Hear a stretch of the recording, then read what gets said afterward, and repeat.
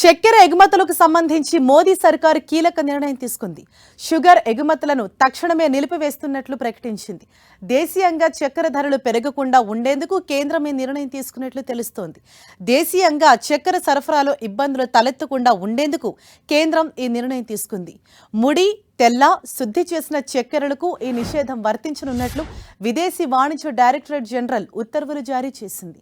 ఈ ఏడాది సెప్టెంబర్ 30 వరకు లేదా తదుపరి ఆదేశాలు జారీ చేసే వరకు చక్కెర ఎగుమతులపై నిషేధం కొనసాగనుంది. ఈ ఉత్తర్వులకు ముందే లోడింగ్ ప్రారంభమైనా లేదా చక్కెర నిల్వలను కస్టమ్స్కు అప్పగించినా వాటి ఎగుమతులకు అనుమతిస్తామని వెల్లడించింది.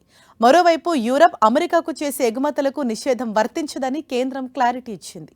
యూరప్ దేశాలతో పాటు అమెరికాతో చక్కెర ఎగుమతులకు సంబంధించి ఒప్పందాలు కుదరటంతో కేంద్రం ఈ మినహాయింపునిచ్చింది.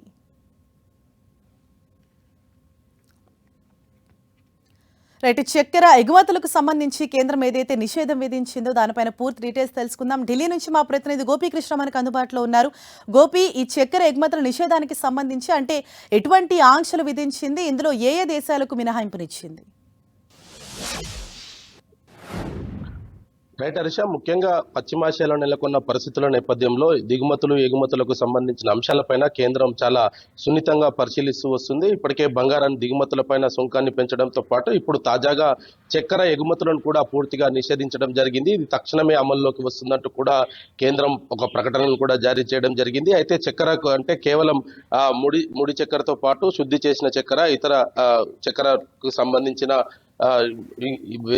లూజ్ చక్కెర వీటన్నిటిని కూడా పూర్తిగా నిషేధిస్తున్నట్టుగా కూడా ఈ యొక్క ఉత్తర్వుల్లో పేర్కోవడం జరిగింది. అయితే ఇప్పటికే ఇటు అమెరికా, యూరోప్ కంట్రీస్ తోటి ఒప్పందాలు ఉన్న నేపథ్యంలో వాటికి యథావిధిగా సరఫరా కొనసాగుతుంది. అదేవిధంగా ఇప్పటికే కస్టమ్స్ క్లియరెన్స్ అయిన నిల్వలు కావచ్చు లేదా ఇప్పటికే లోడ్ అయిన చక్కెరకు సంబంధించి కూడా అంటే ఉత్తర్వులు జారీ చేసే నాటికి ఇటు పోర్టుల్లో ఉన్న చక్కెర నిల్వల పైన కూడా ఈ నిషేధాలు అయితే వర్తించవు, వాటికి క్లియరెన్స్ అయితే లభిస్తుంది అనేది కూడా కేంద్రం ఈ యొక్క ఉత్తర్వుల్లో పేర్కోవడం జరిగింది. మరి దేశీయంగా ఈ చక్కెర నిల్వలకు సంబంధించి ధరలు పెరగకుండా ఉండడము, ఇతర అంశాలన్నింటినీ కూడా దృష్టిలో ఉంచుకొని ఈ యొక్క నిర్ణయం తీసుకున్నట్టుగా అయితే తెలుస్తుంది. అయితే ముఖ్యంగా ఇటు పశ్చిమాసియాలో నెలకొన్న పరిస్థితుల నేపథ్యంలో భారత్ పైన పడే ఆర్థిక భారాన్ని తగ్గించుకునేందుకు కేంద్రం పలు సంస్కరణలు అయితే చేపట్టిందని చెప్పొచ్చు. ఇటు ఎగుమతులకు సంబంధించిన అంశంలో ప్రతి అంశాన్ని కూడా క్షుణ్ణంగా ప్రస్తుతం కేంద్రం పరిశీలిస్తుంది. భారత్లో రానున్న రోజుల్లో ఎటువంటి ఇబ్బందులు తలెత్తకుండా ఉండేందుకు కొన్ని కీలక నిర్ణయాలను తీసుకుంటుంది. రాబోయే రోజుల్లో మరికొన్ని అంశాలపైన కూడా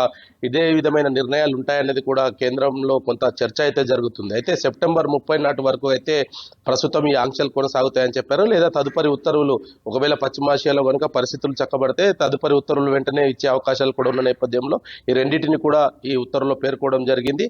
అయితే చక్కెరకు సంబంధించి భారత్ అనేక దేశాలకు ఎగుమతి చేస్తున్న నేపథ్యంలో వాటన్నిటిని కూడా నిలిపివేస్తూ మరి ఈ నిర్ణయం అయితే తీసుకుంది. దీంతో ఇటు భారత్లో చక్కెర నిల్వలకు సంబంధించిన కొరత లేకుండా ఉండేందుకు, ధరలను బ్లాక్ మార్కెట్ కి తరలించి ధరలను పెంచే అవకాశం లేకుండా ఉండేందుకే ఈ నిర్ణయం తీసుకున్నట్టుగా అయితే మనకు చాలా స్పష్టంగా అర్థమవుతుంది. మరి వీటితో పాటు ఆహార, సుగంధ ద్రవ్యాలు, ఫార్మా కంపెనీకి సంబంధించినవి కూడా అనేక దేశాలకు భారత్ ఎగుమతులు చేస్తుంది. మరి వాటిపైన ఎటువంటి నిర్ణయాలు తీసుకోబోతుంది, మరి రానున్న రోజుల్లో ఇంకా ఏ అంశాలను ఈ యొక్క కేంద్రం పరిశీలిస్తుందన్న దానిపైన కూడా ఇంకా కొంత క్లారిటీ రావాల్సింది. ప్రస్తుతానికి సంబంధించి చూస్తే ఇటు బంగారం దిగుమతుల సుంకంతో పాటు చక్కెర ఎగుమతులను కూడా పూర్తిగా కేంద్రం నిలిపివేయడం జరిగింది.